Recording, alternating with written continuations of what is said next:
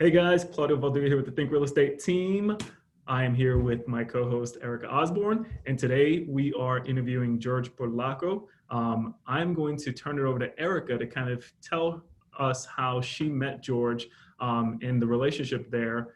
And George, his interview is going to be pretty exciting because he's doing real estate investing here in Hampton Roads from afar. So, Erica. All right, guys. Hey, George has been a longtime friend. He came into the relationship with me through my husband. First grade, George, right? You First and grade, Sean? yeah. Yep. He was my first friend, Yeah. in America. Yes. First friend in America was my husband, Sean, for George. So that's how I got to know George. And we pretty much knew pretty close to the beginning of our time together that we both had similar aspirations and similar love for real estate. So George has been a long time family friend, let's put it that way. He's an investor. We've invested together. We'll talk about some of that stuff, along in here. But I nabbed him. You know why? Because George, he's the perfect guy to have on the deep dive because like all of our military audience, George is not military. However, he is investing here in Hampton Roads from abroad in the UAE and Abu Dhabi. And so he's going to talk more about that, but welcome George to the Investor Deep Dive. Woo! Thank you, Claudio. Thank you, Erica, for having me. Excited awesome. All right. To share my experience. Yeah, George, tell us, all right, so you had mentioned, of course, first friend in America. So let's start us off in the tiny George Burlacu, origin story of pretty much how you got to be physically where you are in the UAE from little George to now. All right, I'll give you a quick snippet, long story, but we'll keep it brief here. Yes, I was born in Romania, so Eastern Europe for those that don't necessarily know where it is. And my family moved here when I was 6.5 years old. When I say here, I mean Orlando, and I'll claim Orlando as my home away from home, so to speak. So somehow I always end up there. I've bounced around, lived abroad, lived in other states within the U.S., but I somehow, Orlando's kind of where the heart is. Grew up there. Like I said, when my family moved over here, there was really two options, and at that time they were accepting immigrants from Eastern Europe to either New York City or Orlando. Those were the only two options we had on the table, and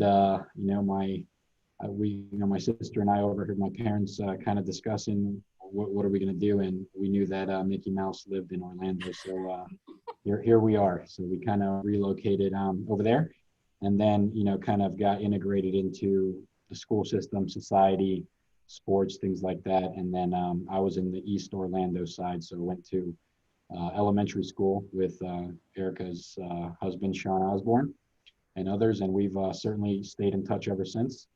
Went through the high school phase and then graduated. One of my passions growing up has always been soccer and all sports, but just soccer in particular has kind of been near and dear to my heart. Played all throughout high school and then also played in college. So after graduating from University High School in Orlando, I was recruited on a full scholarship to go play for a small school in North Carolina in the Appalachian Mountains called Lees McRae College, another place that is very near and dear to my heart. Just the scenery, the atmosphere, the people, everything was warm. So started my university there and then finished over back in Orlando. It pulled me back in. So finished up at University of Florida. That's right. Finished up at UCF, my bachelor's degree in business management and international finance. Shortly thereafter, I had taken up an internship at a local defense contractor, rolled right into my master's degree in international business management and finance. And then, one thing led to another, popped around a little while, spent, a couple of years over in Northern Virginia, DC area, about 3 years there. I think that's around the time that, Erica, you were not there at the time, so we missed each other. You were in Omaha or somewhere else. And then, came back in Orlando for 3-4 years, and then an opportunity presented itself on a program that I had been part of for many years, and they were, I was requested if, I had any interest in relocating my family over to the Middle East, for Abu Dhabi, UAE in particular, for a short 6 to 9 month assignment 3 years later. And here I am. So we literally moved over and we thought, hey, it's going to be 6 months. Let's go hang out in a hotel, just a couple of suitcases, so we left our house back home, didn't bring any furniture, not really anything to kind of stabilize, but here we are. The adventure continues. That's how I ended up in Abu Dhabi. And one of the things that I needed to sort out in my mind is how I continued being plugged in, to the investment properties that I did have, and then also figure out a way to not lose the momentum, for the period that I'm here. So, well, let's talk about that momentum build. So we need to now circle back around a little bit to where your interest in real estate came from, and sure, how you educated yourself before you made your first move, and what your first move was. Absolutely, yeah. So I was one of those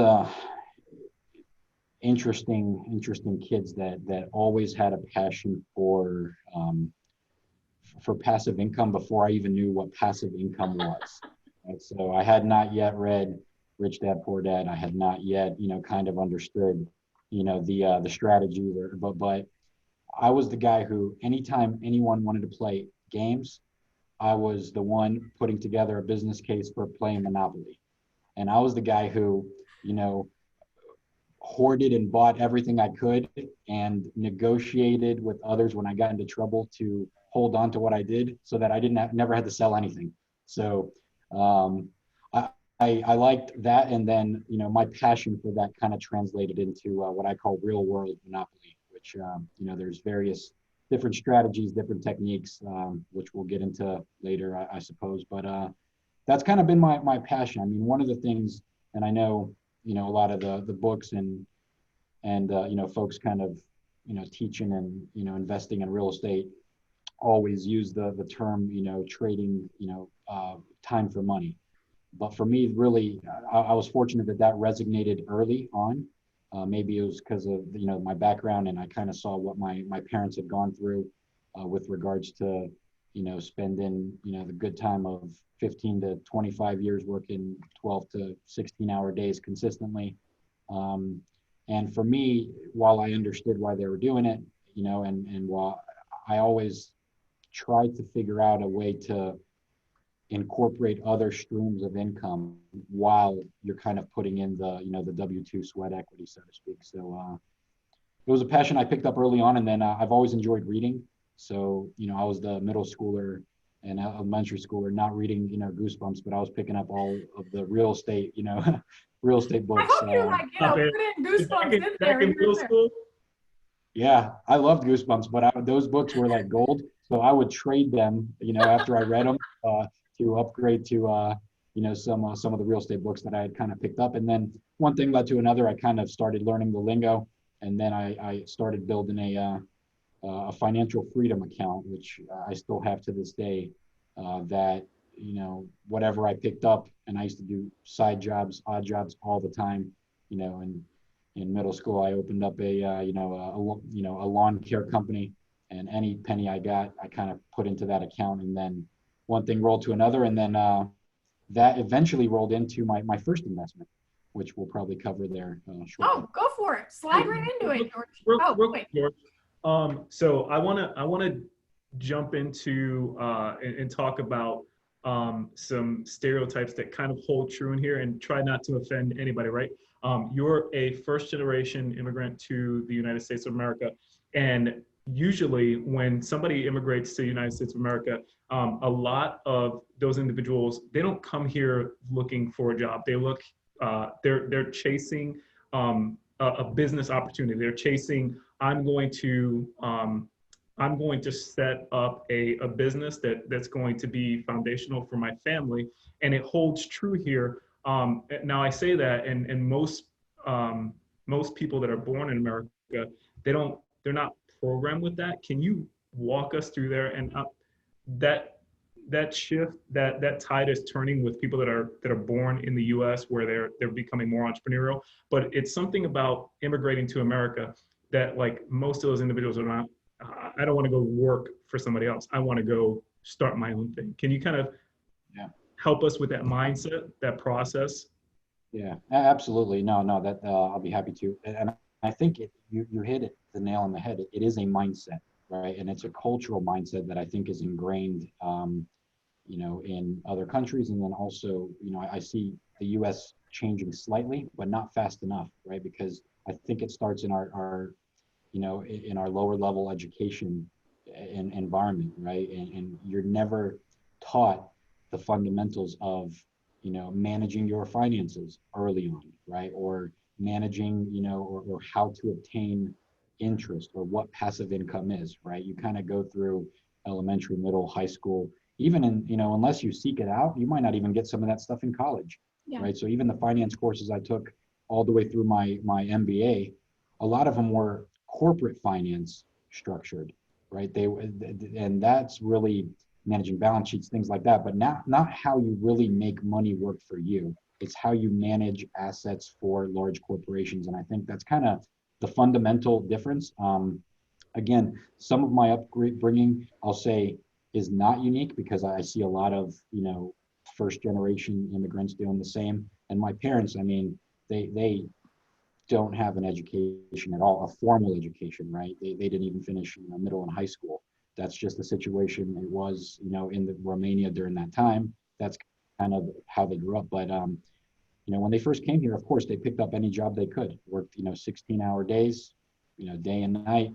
But shortly thereafter, that something inside them kind of said, hey, I want something more. I want something that I can grow on. Again, they didn't know the fundamentals. They didn't know what trading time for money was, or what they knew was right now, I'm making someone else rich, and that's okay, right? For a certain extent, while you kind of build a parallel strategy. And I'll be honest with you. I mean, my parents had a tough time here in the U.S. We all did, but for the first 10 to 15 years upon arriving, I mean, my mom was the janitor at the Marriott hotel downtown Orlando. That's what she did. She cleaned hotel rooms for a living. And then, we kind of started talking. I had some understanding of where she was going. And guess what? After a few discussions, we put together a business case collectively because I knew where her mindset was. She had the right mindset. She didn't have the right tool set and the strategies of how do you open a business in America, right? How do you kind of go through and incorporate? What are the tax implications? And unfortunately, I was too young when and she spent 15 hard years doing that. But then we opened up a business for her, and guess what she knew? She opened up a cleaning business, which she managed for the next 15 years. And now she started building up a small team for her of picking up many accounts in the Central Florida area. Of course, she was still doing some of the work, but now she was kind of managing the infrastructure as opposed to doing the day-to-day work. And what's great is now she could be at home having dinner with us, yet she's got 6 to 8 accounts being cleaned and money is coming in at any given time of day. So that led to again, I think the mindset is important, and that's where the education piece comes in, because that helps build your tool set for how you execute where your mind wants to go. So it was the right timing to where I kind of saw the struggles my parents and my mom was going through. I had picked up a keen interest and started educating myself in terms of books, things like that. And then I believe it was in middle school when I said, hey, let's try something crazy. Let's open up a business, did some research, had internet access, and then one thing led to another, picked up a first account, and then kind of went from there. So I like what you used your internet access for versus what other middle schoolers were using their internet access for. You're like, I'm going to research business. Establish an LLC and what the rules are. So, so I think that, certainly I picked up a lot of those traits from them, and then I aligned it with the opportunity they provided me by, bringing my sister and I to America at an early age, getting the formal education and having the opportunity to read, have opportunity to, internet and kind of expose ourselves to essentially any tool or knowledge that anyone wants these days are out there. it needs, you need the mindset and the discipline to go out and seek it. So I think when you align those two, that's what I'll say is probably a key recipe for success. George, can I peel back the layer just a little bit more? So back in Romania, are a majority of the individuals, and I know this is kind of like a loaded question, it's like, I don't know, are the majority of individuals entrepreneurs? Would you say that they lean entrepreneur and have businesses in Romania, or most of them work for somebody else? Yeah, so they're going through a cultural shift now. If you recall, the communist revolution was in the late 90s. So the Eastern Bloc fell. So in communism, there are no entrepreneurs, right? There's the 1% that kind of, all land, all property, all, businesses are owned by the government, and everybody kind of has a job, and that's the CONOPS. So that entire generation, right, that kind of grew up, my parents included, were not really exposed to a different option. Right. So, and that goes for all of Eastern Europe and other parts, that are still currently or formerly communist. So, however, when the wall fell and when communism kind of went away, and then, democracy started flirting with the idea of taking root, right? It's going to take some time. We're 30, 40 years, past that now. But the reality is that generation is still around, right? So it's going to take a little bit of time. But what I'll tell you is this is, once I'll say my generation, kind of even in Romania now, started seeing the free market type approach to the economy, I'll tell you that there's a lot more interest in entrepreneurship than there was before. And there's a much stronger desire than I even see in peers here, just because they've had a more comfortable life, a more stable environment. They've had access to jobs, et cetera. But over there was a political and economic swirl that when communism fell, now it's before the government provided work for everyone. Now we need to go figure out how to, fend for ourselves, so to speak. So a lot of folks change their mindset to, what am I good at? Okay, well, I'm good with my hands. All right, now I'm going to specialize and maybe open a mechanic shop, or maybe we'll open a carpenter shop, or maybe I'll be the neighborhood plumber, right? Or maybe, so you started getting a lot of these entrepreneurship, type, just driving based on what they've learned, what they're good at, and what they're passionate about. So I'll tell you, certainly right now, the mindset is much stronger towards entrepreneurship in Romania and other parts, not just there, than here. And the ones that do seek opportunity outside of Romania, and come with that mindset, tend to align it with the tool set, and you'll find that they won't let anything stop them. So I think, in a country like America and other Western countries, when you get that determination aligned with access to information and tools, and essentially here you can open up as many businesses as you want, right? The process is pretty unconvoluted, and pretty straightforward. It just takes determination, talking to the right people and kind of following through. So I love that, yes, man. I think certainly, yeah. Thank you. Did that answer your question?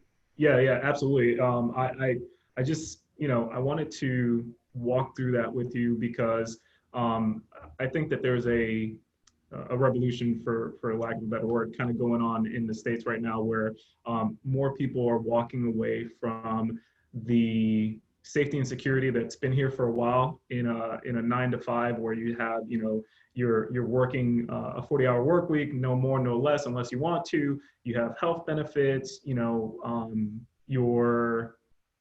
can basically write the script of your life inside of the safety and confines of your job. And I see a lot of individuals that come from other countries that, because they haven't been necessarily predisposed to that safety net Brainwashed? Yeah, they Brainwashed come to that safety net? and their creativity is just like, it's like, hey, I'm here to build my own world. I don't have the restrictions that I had back in this country, where it may have not been as business friendly as the one that I'm going to, and they thrive and they make these huge businesses. I've worked with these individuals countless times throughout the years, and it's like, where does this drive come from? And it's based off of, you know, the fact that they don't have any limitations. There's nothing standing in front of them that they cannot overcome. And it's just a mindset, right? So I appreciate you kind of walking us through that mindset. Like your parents came here and they didn't know what they were going to do. They just knew that they were going to do something huge, right? And then they put the pieces in place, and you helped them, you know, through your Google wasn't a thing at the time, through your internet searches. Ask G. Yeah. Like, your Yahoo. Yeah. Yeah. I think it was dial-up AOL. With the noise, you're like, you're just waiting for it to ding in. All right. So what we really need to pop into next is this first real estate investment. Tell us about it, how it happened. I believe it was your first primary residence when you were just a tiny little guy. Not middle school George, like old adult George, but still young in comparison. But all right, take us into the first deal, what you did before, you know, how you prepped yourself to get it, land it, and kind of how it became an investment for you from a primary residence. Okay, yeah. So, you know, I was kind of getting to the point to where finish school, and the system right here in America is you go to college, you finish school, get a job, and you know, get married, look for a house, you know, make sure it's got a picket fence, and then you're set for life, right, type of thing. So you know, I'm not saying it came easy, but I struggled with that as well, right? That mentality, because you're surrounded by so many folks where that is the only option, period. And talking or thinking anything outside of that was like speaking Greek. Yeah, it's right? Like crabs in a bucket, right? One tries to get out and everybody pulls you down. That's right. That's right. So that's kind of, we'll touch on that later, but surrounding with like-minded people, I started, you know, kind of better understanding where I wanted to go. So I knew I wanted to buy a property. I did buy it as my first residence. The reality is it wasn't, you know, I think it was probably my poorest decision. But it ended up, at the end of the day, being one of my better ones. So we did not buy at the best time. We bought in after the 2008 market crash. It had gone down, I'd say, you know, from a peak of 340, you know, and I picked it up for 217. So it had gone down significantly. I thought, you know, I was getting in, doing the right thing. It was, you know, it had already gone down a lot. How much lower can you go, right? So, and we needed a place to live. And for me, being the monopoly guy, you know, I just could not rent. So, you know, nothing against, you know, renting, but at that time, it was, no, I'm going to live the American dream, and I'm going to own everything that, you know. So we went out, you know, my fiance and I at the time, we found a place that we liked, and the business case was sound, right? So it wasn't something where we were overextending ourselves. I knew that some may consider it a liability, you know, just because it's not income producing and it's our family residence. But for us, that was okay. I got past those facts. So we bought it. But again, the 2008 you know, time frame continued for another 18 months. So it did drop in value by another 40 to 60,000. It's, you know, fast forward now, it's since recovered, and it's, you know, appreciated 150 over what I got. So property, George? I'm sorry? What was the property? It was a single family, 3-bedroom, 2-bathroom, 2-car garage, single family residence. Where was it? East Orlando. Yeah. Dude, Orlando was Florida. Okay. It was in between Lee Vista and Curry Ford on Econ-Lahatchie. Gotcha. But Florida, after the 2008 meltdown, Florida got hit continuously after that for a long period of time. Yes, that's correct. Yeah, got hit, and then that's when, after that first one, I said, "Oh man, things are keep going down." And what do normal people do? They're afraid to go. Either they're afraid to go in or sell. I said, "Well, forget it. The property values will eventually come back up. I'm not worried about it because we bought it okay, right?" But and then I went into a buying spree, right, as things continued to go down. So So what does your next Yes, property so look like after that? After your personal residence, what came it was next? shortly after. It was, like I said, it was 3 months later. I mean, I had bought my first, property, and then 3 months later, uh, I kind of looked at the market. So the property I bought was move-in ready. I'll say, it was. I certainly did not need any work. Everything was kind of new. The second property I stumbled across. It was in my parents' neighborhood. So right off, Claudio, you'll know this area. It's right across Valencia College East, on Econ Lahachi, in the Sutton Ridge neighborhood. I, It's where I grew up, actually. My parents are still there. Sorry? I lived in Sutton Ridge. My brother's down there right now, and he was just taking a picture of the house that we used to live in. We moved out of that neighborhood before we came to Virginia, or Oh, man. before we moved to New York. Well, that's the neighborhood I'm tearing up because I've got 5 properties in Sutton Ridge. So that's where my parents still live as well. So, so the second property was actually right across the street. Yeah, was right across the street from my parents' house. The folks needed to move. I didn't know much about it. They told me, hey, it looks like they're putting up a sign. I went over next day. House was completely destroyed. I said, I'll take it as is. And then I eventually picked that one up for 65K. You dealt 65,000. directly with the seller. I had no idea. Yeah, directly with the seller. It was before they'd even put up a sign, just because my mom said, hey, I know these guys. They've been living here for years. It looks like they're throwing stuff out in the dumpster. It looks like they're moving if you want to talk to them. So I swung by, chatted with them.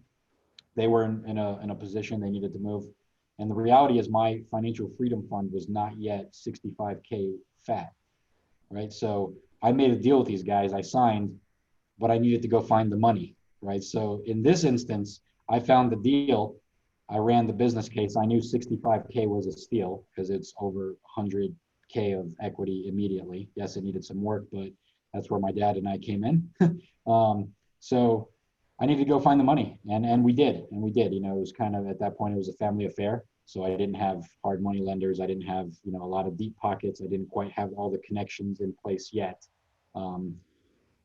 So we put together some money, put together some paperwork in terms of who owes what for what sort of interest rate, and then I found the money. 24 hours later, we did the exchange, got the keys, and within 2 weeks we had that property turned, ready to go. We had folks come in and taken a look at it even before it was finished, right? And we even incorporated some of their decisions once we signed a contract with them in terms of what sort of cabinets or countertops they wanted and some touches. So, Dude, yep, I still have that one. That's my baby.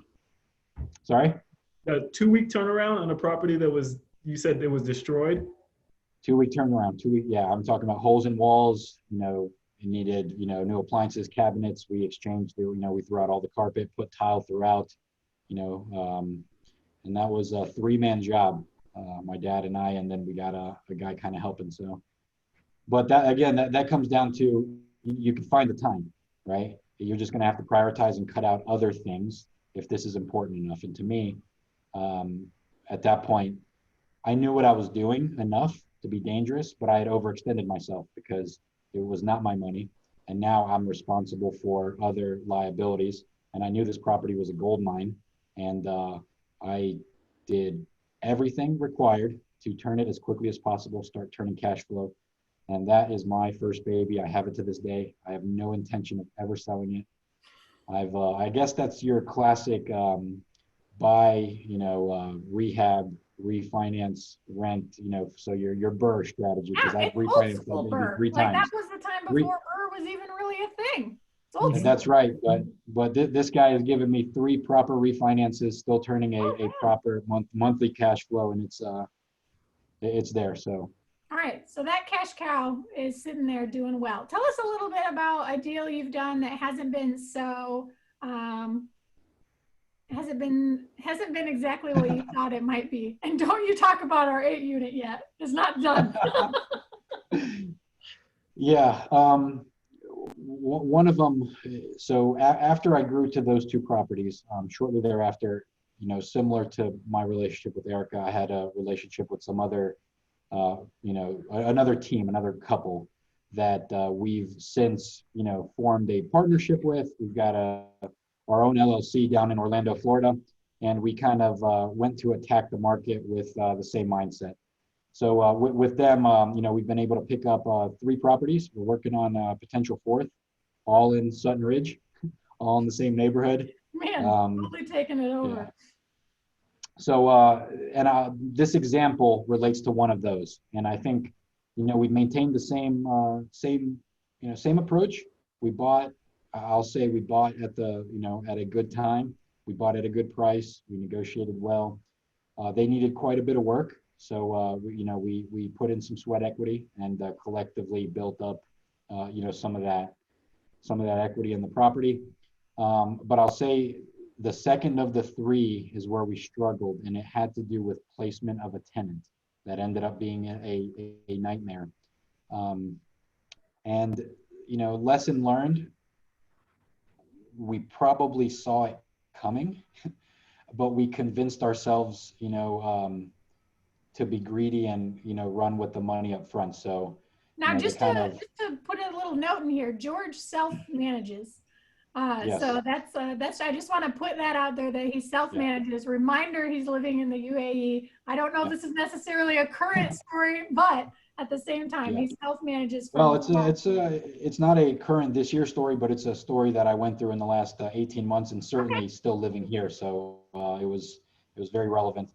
The placement of it, I think, was key. Normally, we had done a much more thorough. We've got to, if you're going to do business from abroad, in the Middle East included, you have to have a pretty solid system in place, right? To kind of manage accordingly, have the right, and we had that. Now the discipline part is we didn't follow it when placing this tenant, right? And for whatever reason, I think we learned a lot from it, but we were on the fence. We went with let's get them in there now, and it turned into a nightmare. It was the first time we actually had to utilize, the eviction process, incorporating, local Orlando PD type things, multiple letters. And then again, they were disgruntled, destroyed, some of the property, took some of the appliances. At that point, what do you do, right? Is litigation worth it? Maybe, maybe not. My business case said that the couple $1,000s was not worth it. So we ate that as a sunk cost and move forward. And then, of course, we updated our procedures and system to ensure that didn't happen again. So now we've got a very, very thorough, background screening process. A company that we've been using, we kind of run, credit reports, police reports, and then the financial side, we also are very disciplined in terms of what we require, from a, cash on hand standpoint, but also income, coming in type of thing. We've got a ratio that, like a rule of thumb of, affordability ratio, where we think, depending on how much income they're making, can they comfortably actually afford the property or not?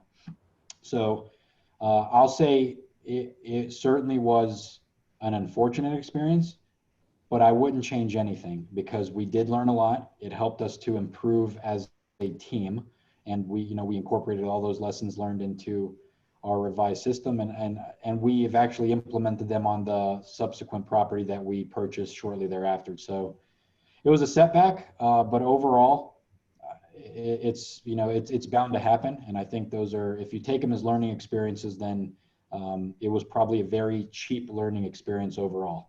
So a couple thousand here and there. Oh, for sure. Yep. I was gonna say, key takeaway, again, with you being abroad, living abroad, yes, is the fact that you can still make this stuff happen effectively with systems in place and some boots on the ground that you trust. Yeah, and it's absolutely. Really, and then it's about adjust and attack. Adjust your system, continue attacking, and that's kind of how it goes. Yeah, no, 100%, 100%. And I think one of the key things is, and I'm not saying that it's impossible to do, once you've moved abroad, but it would be prudent to establish what I call a power team, and the network and the connections based on trust and honesty, and knowing that people have a common mindset and goal, and you're marching in the right direction. I was I'll say fortunate, but a lot of work went into, building those relationships over the 10 plus years before I moved over here. So I did have, an established team in place that I had kind of worked with. I'm not saying it's impossible to do, but it's a little bit more difficult to establish your systems cold turkey, from abroad like this, had I not done that. Now, however, let's bridge that into some of your Yes. more recent ventures that you have initiated from abroad. So currently here in Hampton Roads, and again, correct me if I'm wrong. I know you're still working active in Orlando, but I'm going to point us towards Hampton Roads. You have 3 different types of investing that you're doing here in town, which is a joint venture on a deep value add, a passive investing on a syndication here in Hampton Roads, and then note investing with a private lender. So can you kind of talk to us a little bit about, how you came to, starting these initiatives while abroad over the last couple of years, again, here in Hampton Roads? Absolutely. Yeah. So I'll focus just on the Hampton Roads piece going forward. Look, the reality is, my story's kind of brought me to where I am, and the relationships that I've made along the way have been key to that, key to every decision I've made. So I had never in my dreams thought that, I would penetrate the Hampton Roads, Virginia market, before I had met you, I had no clue where that even was, right? If you would have said Hampton Roads area, maybe I could recognize Richmond or maybe Virginia Beach. But again, I had just never interacted there. So it was certainly not on my hit list to go penetrate Hampton Roads. But I go back to the importance of establishing, the right relationships with the right folks, with the right mindset. And one of the things that have been key to me is I've always been, honest and frank with folks with regards to what my short-term and long-term goals are, what my short-term and long-term vision is, what strategies I'd like to eventually get into. And Erica, I mean, you and I have been talking for years, sometimes on holidays, sometimes, just our spouses over the phone reminiscing. For it when we're on vacation together, talking real estate. Yeah. And we have to sneak away from our spouses, or else we get reprimanded. But no, and it comes down to the mindset. So the reality is, you and I had talked about doing a deal together. I'm not going to make something up, but many years prior, 5 to 10 years before we actually pulled the trigger. And a lot of that has to do with timing, right? Where we are in our careers, where we are with our family situations, where we are with so when, I know that you and Sean were deployed to that area because of Sean's assignment.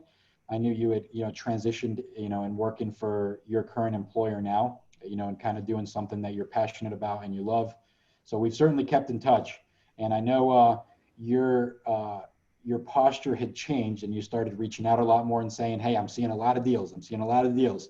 Something's going to stick. So, well, we both made the decision too that we wanted to venture more into multifamily, larger multifamily. Yeah, so absolutely. But I think that goes to knowing where your mindset and your strategies were, and the reality is they aligned. So we said that our next deal was going to look something like this, something between 4 and 16 units.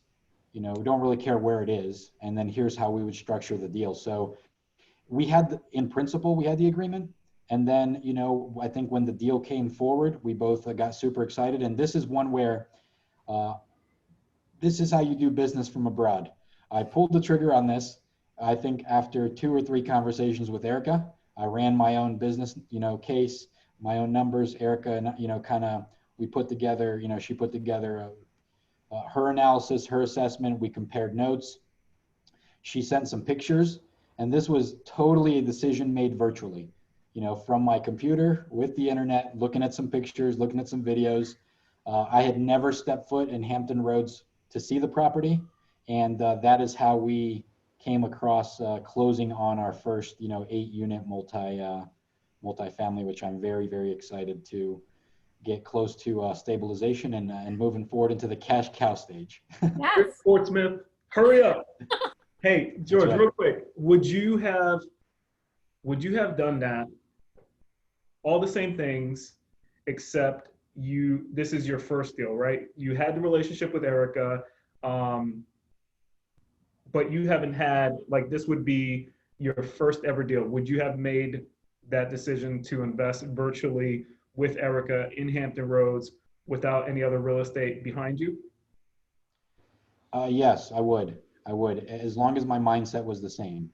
So, Okay. so my mindset has been the same, and assuming that, you know, I just, for whatever reason, had not had an opportunity to pick up any real estate experience in Florida at all.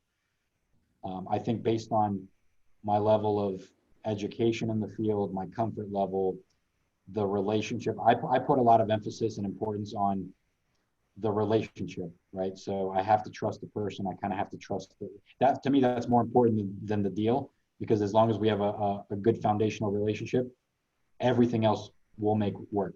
So, right, everything else is just figuring it out. So absolutely. I think if I had not had any properties before, Eric and I had multiple conversations about doing a deal together. It was bound to happen.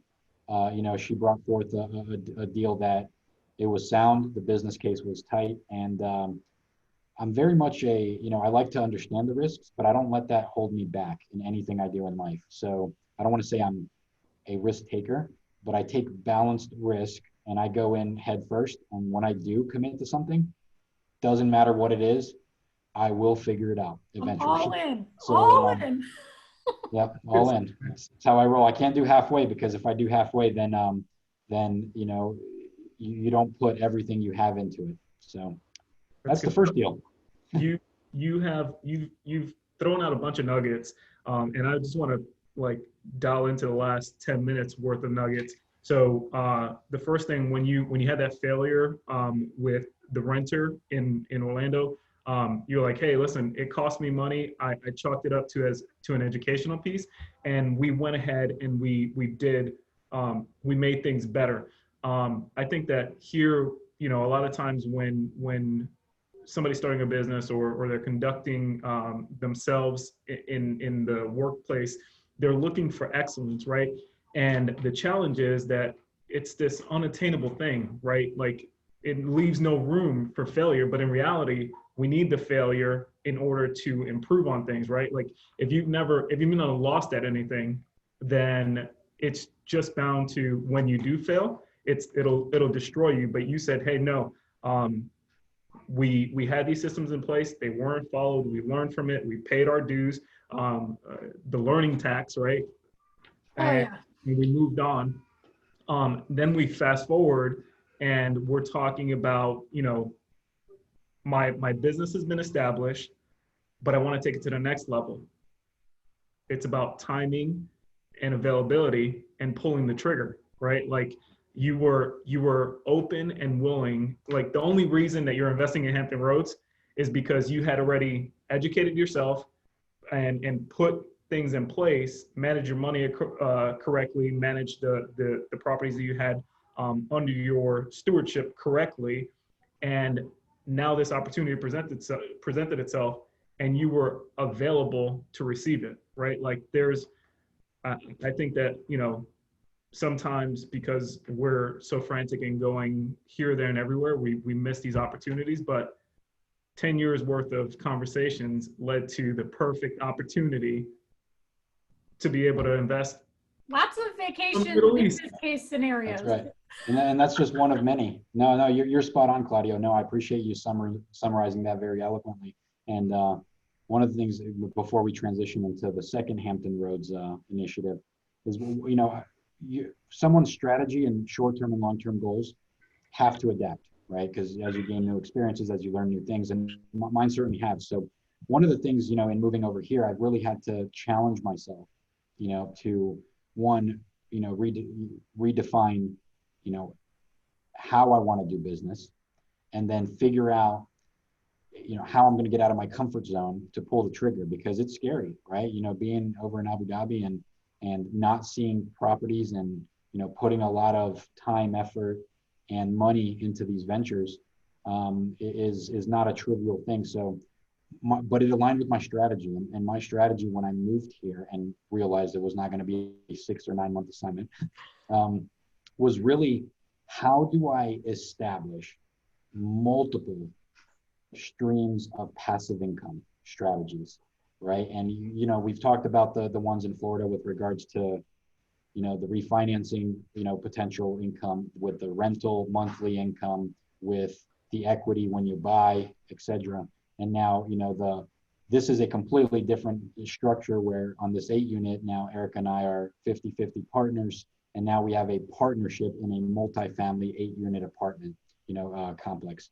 So that's exciting. But to me, if I'm looking at a pie chart, that's another sliver to my overall strategy, which is how do I establish as many passive income streams as possible? And they don't all have to look the same. They don't all have to come in different, all the shapes and sizes. And this was me, kind of looking inside myself and saying, I'm going to go in because I know I've been saying I want to do it. I'm going to, and we're going to figure this out. And this is going to help me get to where I want to be and, get to the next level. So this was a big step for me, especially doing it remote, not having ever stepped foot in Hampton Roads. But it's one that I'm never a regrets type of guy. And we've certainly learned a lot from it. And I think it's an exciting project and looking forward to seeing it through.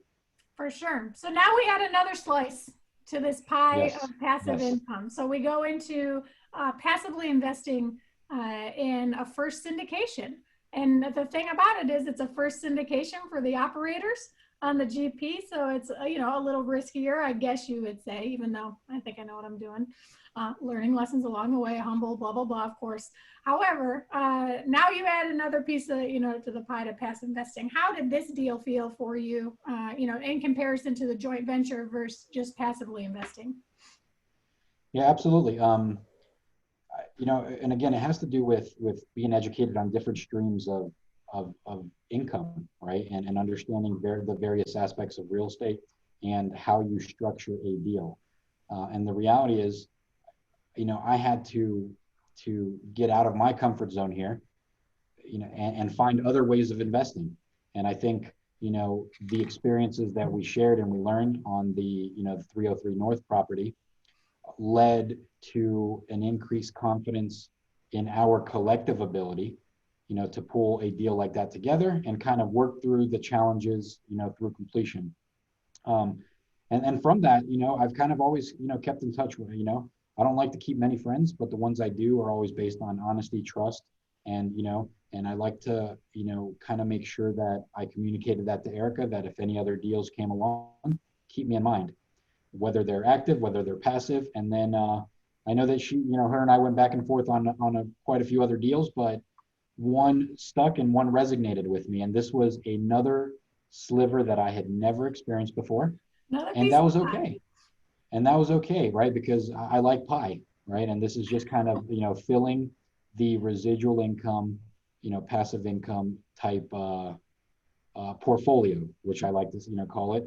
And is it achieving my short-term and long-term objectives? And the answer is yes. So this was one that I'll say was scary for different reasons. And I had to evaluate it from different reasons because I had less control in this deal.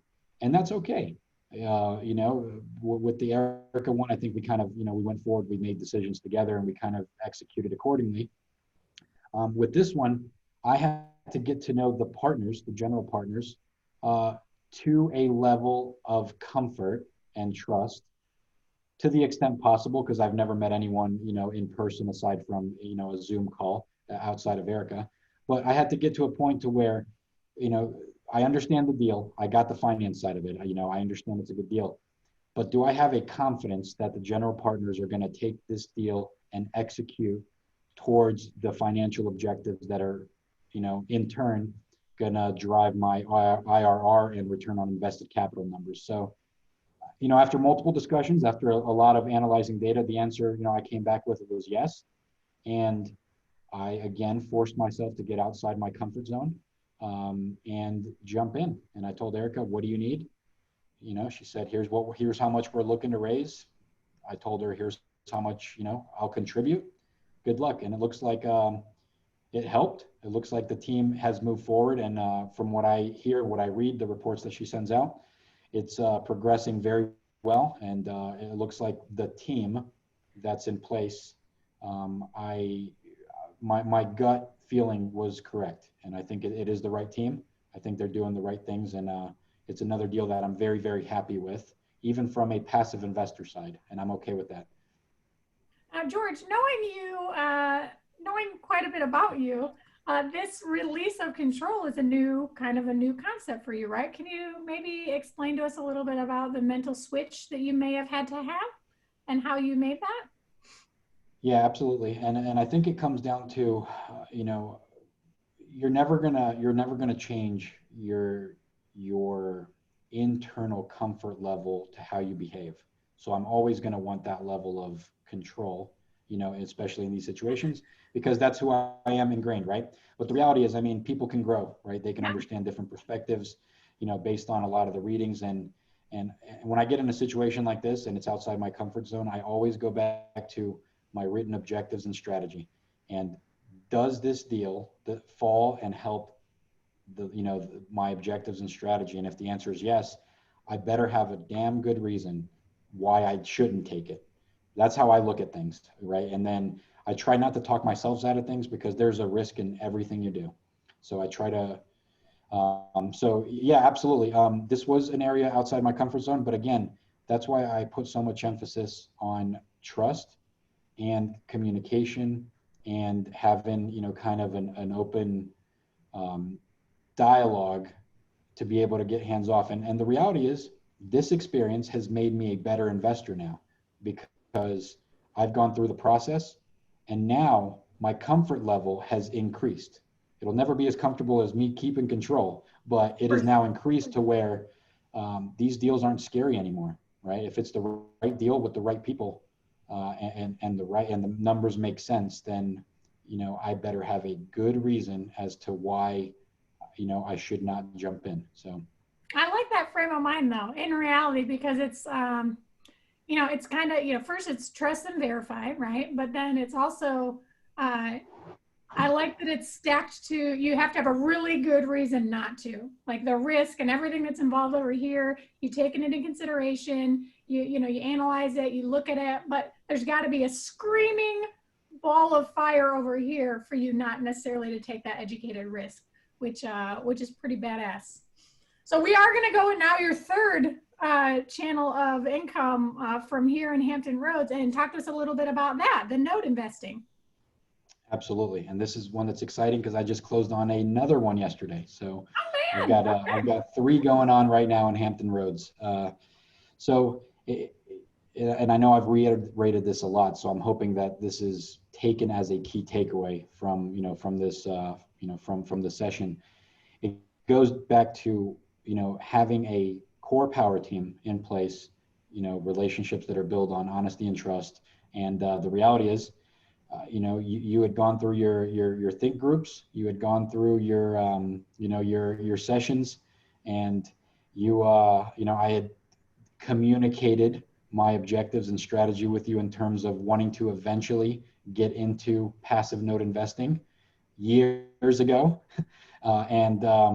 You pointed me to some contacts, right? And the reality is, I reached out, I did the legwork, found, did my due diligence.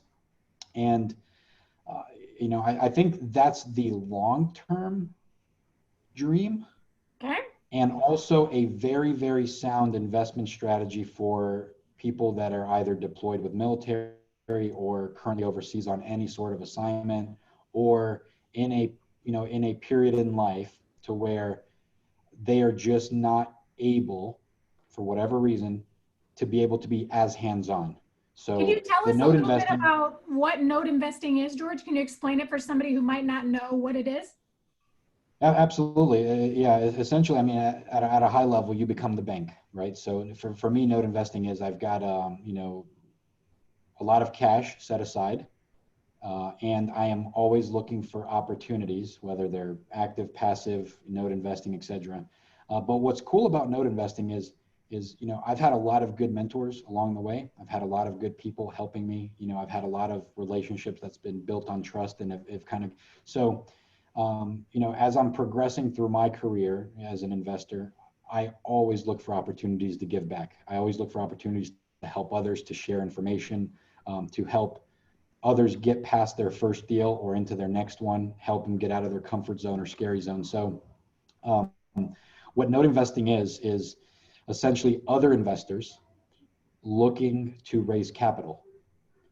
And it can be through direct chains or it can be through brokers, right? I've kind of worked with a broker, and due to the relationship I've established with this particular broker, it's one that's based on trust, mutual objectives, and honesty. And I've been working with them for almost a year and a half now.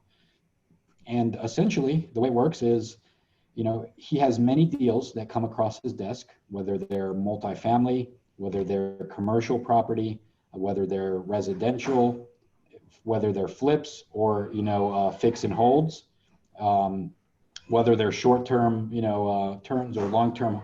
So it doesn't matter what the deal is. I get sent many, many opportunities every week. I evaluate the ones that make sense and the ones that are of interest to me. I, run the numbers, and, then I have a conversation with the broker on it. And then I select the deal based on the numbers. What are the returns? What are the cash requirements? What is the term and the period? And then some projects require your money be tied up for short periods, which I deem those 3 to 9 months. Others are, a 18 to multi-year, upwards of 2 to 5 years, depending on, if they refinance and then sell. So it depends what your strategy is at that point in time. And I like to diversify. So now I have now I've got a portfolio within my note within your business. note slice, you have baby slices. Yeah, so I've tried. It's a big sliver with little slivers. So I've tried to get out of my comfort zone there too, because I found out that when I do that, I learn about different sides of the business. So now I've got a note which I closed on yesterday, which is for a short-term flip opportunity. The one I did previously with the same broker was for a multifamily unit, and the third was for a fix and hold for a long term. Can you tell us how you get paid on those? Like when what it looks like, kind of from start to finish? Absolutely, yeah. So it depends how the note's structured, and there's some flexibility there. In general, I do an RBA, risk-based assessment, based on the numbers. And then that should tell me what my desired, IRR and ROIC is. If it's within my threshold, then I kind of move forward. If it's not, then, I look for the next deal. So the deals, for these deals, you get instant monthly cash flow, right? So for example, the deal I closed on yesterday is a 9-month term with a cash flow of 13% monthly. And then there's I call it a risk-based premium that's also paid at the end of the balloon term. So you get a monthly, I call it a monthly cash flow. And then that's purely interest only. And then at the end of the term, you get your principal back plus your whatever the negotiated premium if applicable. So some deals don't have it, some deals do. Some might have higher upfront cash flow interest, which if you're looking to reduce some of your back end risk, you might want to structure it that way. So I've kind of done, I'm actually making it a point to try to structure all of my deals differently to see if I can learn something. And yeah, you learn so much by doing that, for sure. Yeah. George said he has a risk-based premium. The Sopranos call that the VIG, right? So we get back at the end. I wanted to, so for the people that just resonated with the note investing, right? George said, I had some cash that was set aside for this particular investment. And you don't have to have like a pile of money, like Scrooge McDuck cash in the bank ready to deploy towards this. You can have access to cash, right? You can fund these notes from your 401k IRAs as well. I'm not an accountant. You'll have to speak to your accountant about that.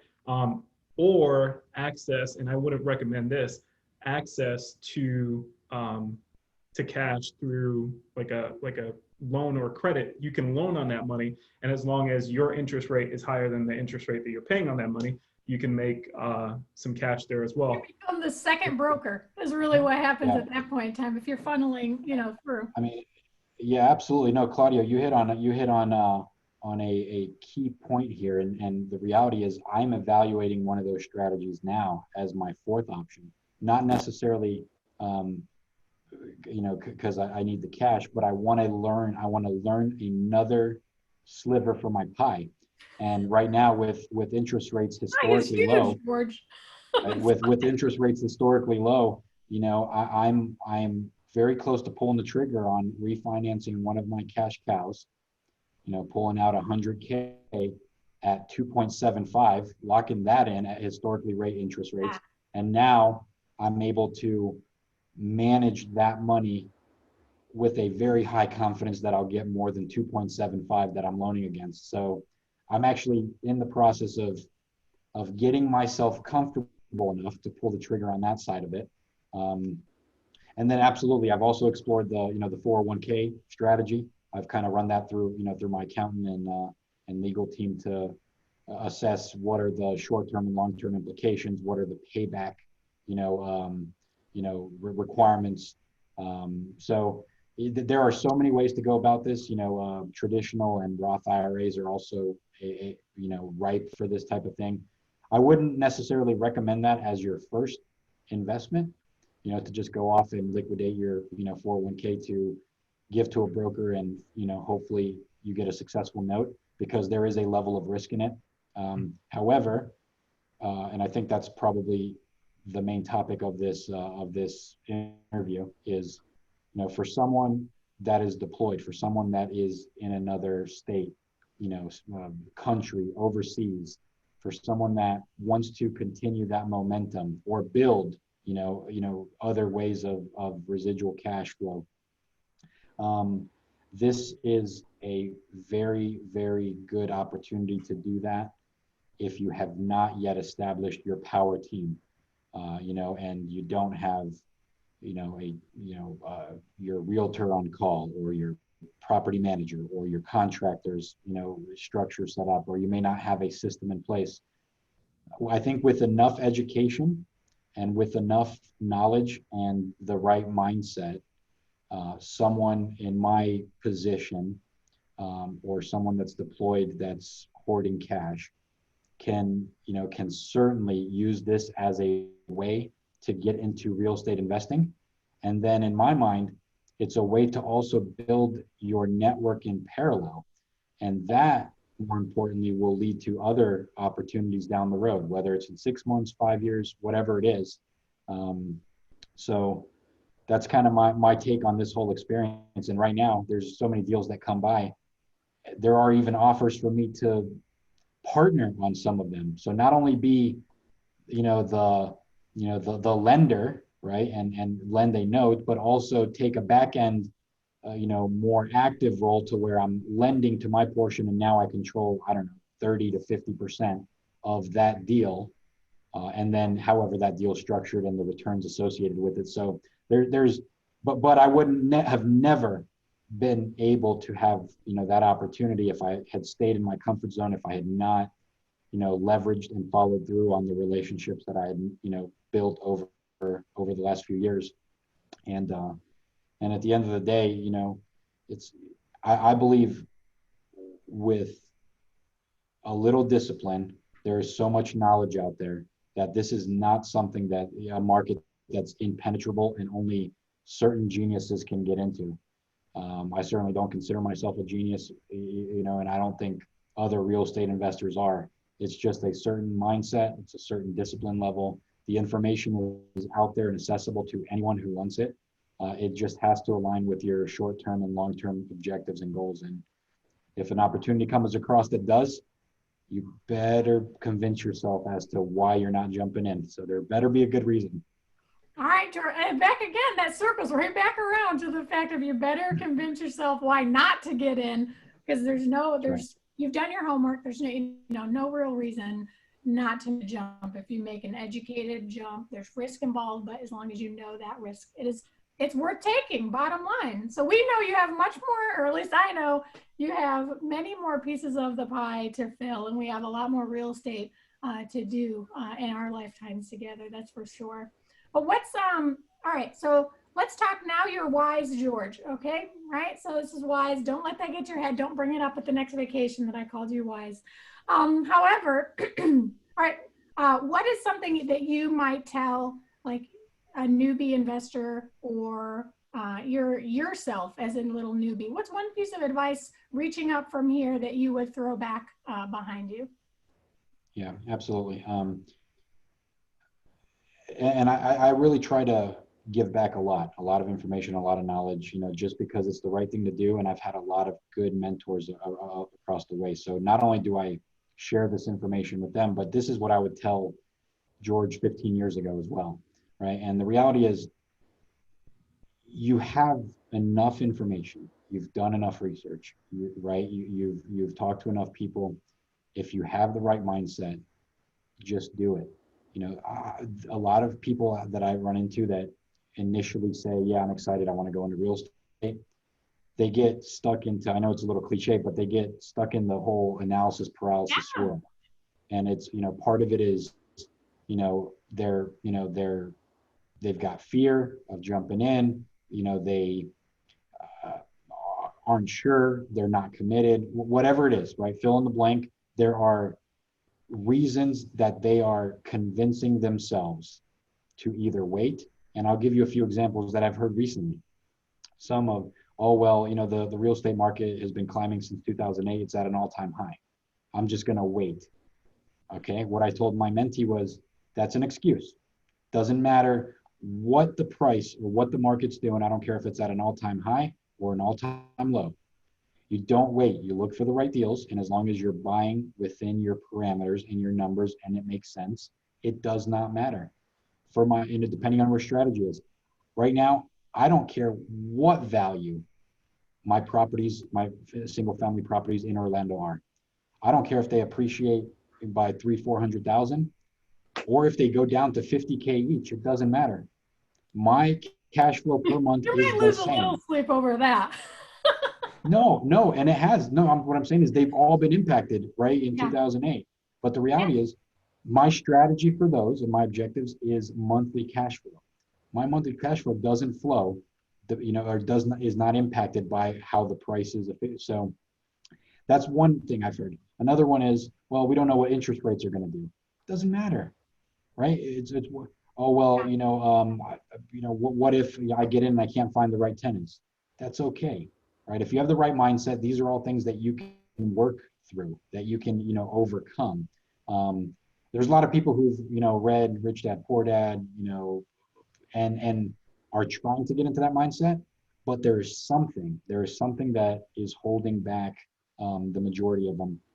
And what I would tell younger George is, enough, just jump in, just figure out your first deal. It's got to be a sound deal, but just because here's the thing, I found myself over-educating myself, and I don't mean that like in an arrogant way, but before my first deal, I think I read too much, and I thought I didn't know everything, and the reality is I still don't, and I never will. But I didn't know that back then. I thought, hey, it's really scary. If I get in and I screw this up, I'm going to lose my entire financial freedom fund and then I'm, screwed forever. Right. But the reality is that's okay. Now I know that. That's, I would do things differently. So I'll be honest, it probably delayed, at least a year of me kind of going in because my comfort level wasn't at a certain threshold to where I just jumped in. So I try to reassure people that are, have an interest in this, and especially those that are, deployed overseas, outside of their comfort market, like Hampton Roads. I've got no ties to that at all. So that is completely outside my comfort market.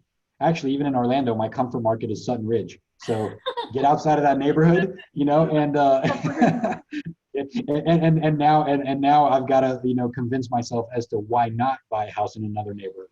So I tell them that, look, you've done enough reading, you know the concepts, the principles, right? Get a mentor, which they are, and, evaluate the deal, jump in if it's the right deal.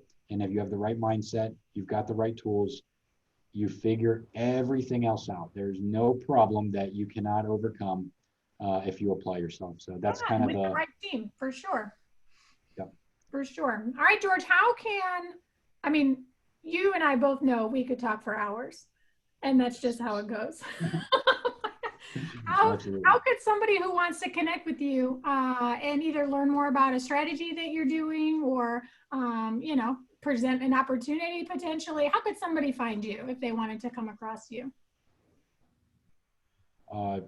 Yeah, so I don't know if I can type it in somewhere or I'll just tell you. So the best way to get a hold of me, I've got a US mobile as well, but I don't know if you guys have heard of WhatsApp, but WhatsApp is my primary means of communicating with the US. So I certainly am very responsive and I communicate that way. I'll tell you that 60% of my deals are sent to me over WhatsApp. And then of course email. So, my first name, George, George, dot my last name, BURLACU10 @gmail.com. And then I can provide everyone my mobile phone number. Yeah. And if anyone wants to connect with George on WhatsApp, they can reach out to me as well, and I can connect you through. But I think email's a great, way to connect that way. And I'm sure that you're on LinkedIn. I don't know how much other of the social media that you are actively on because, I just don't know. I know you're on, I was gonna say Facebook, if somebody wanted to connect with you there. But George, you dropped a lot of amazing nuggets, I want you to know. And your show is going to be one of the first that I practice my marketing skills of cutting it up a little bit to shoot out some great nuggets.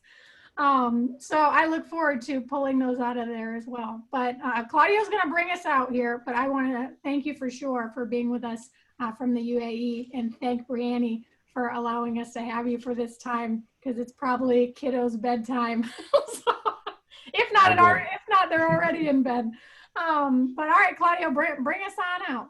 Awesome. George, it was amazing getting to talk to you today. Thank you for that. University High School alumni, such a small world, investing in my old neighborhood, my old stomping grounds. Dude, you are tearing it up from all the way over there in the UAE. Appreciate you taking the time. For those of you watching, this is episode 12 of the Investor Deep Dive series. If you want to be a participant, if you want us to interview you, send us an email, info@thinkreteam.com. Again, info@thinkreteam.com. Erica Osborne, Claudio Valdivia, Think Real Estate Team. Thank you guys for watching. Have a great day. Thank you guys.